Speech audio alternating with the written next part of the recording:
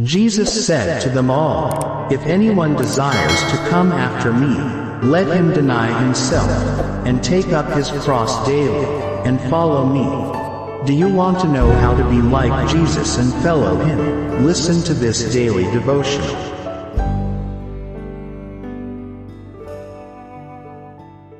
Seek to reflect the image of Jesus, July 27th. Whoever says, "I abide in him," ought to walk just as he walked. 1 John chapter 2, verse 6.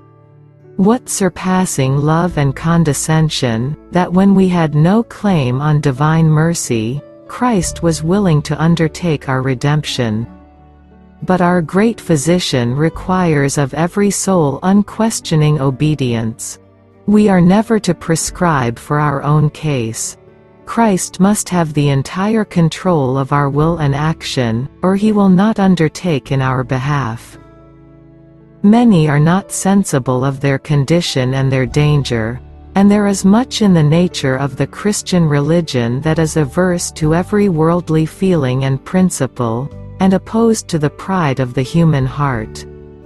We may flatter ourselves, as did Nicodemus, that our lives and our moral character have been correct, and think that we need not humble our heart before God, like the common sinner, but we must be content to enter into life in the very same way as the chief of sinners.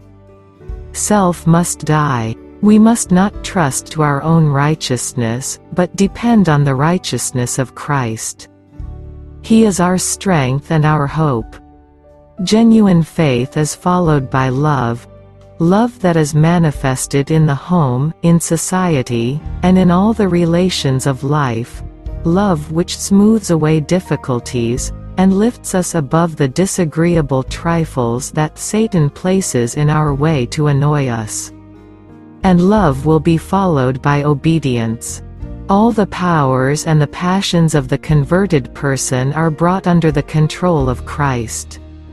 His Spirit is a renewing power, transforming to the divine image all who will receive it.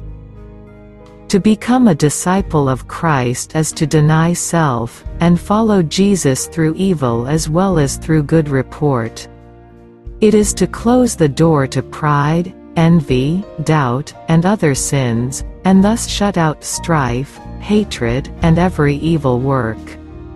It is to welcome into our hearts Jesus, the meek and lowly one, who is seeking admittance as our guest. Jesus is a pattern for humanity, complete, perfect. He proposes to make us like himself, true in every purpose, feeling, and thought, true in heart, soul, and life.